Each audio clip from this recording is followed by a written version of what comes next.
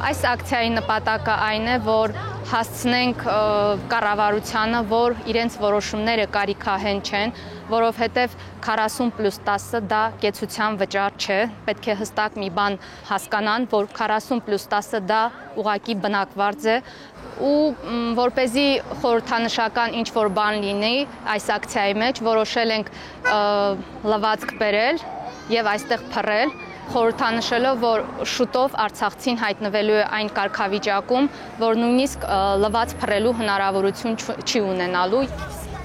Ինքս ասեմ, որ առաջի դասարանի երեխա ունեմ ու երեխաս 11 անցկես գալիս է տուն, ես ինչպես աշխատեմ, ինչ աշխատանք գտնեմ, որ ես կարողանամ այդ ժամին տանը լինեմ, իսկ եթե թողնեմ երկարօրյա, ապա պետք է վճարեմ։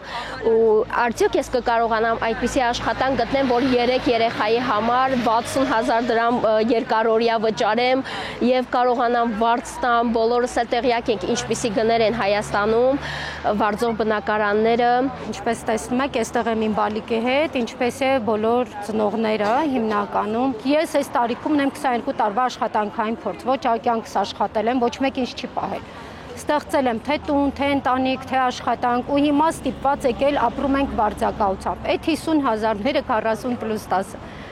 Դա մեծ գումար չի, ինչպես իրանք ներկայացնում են։ Կոնկրետ մենք 6 հոգանոց ընտանիք ենք, այդ գումարը միայն մեր վարձը կարող ենք տալ, իսկ դրա վրա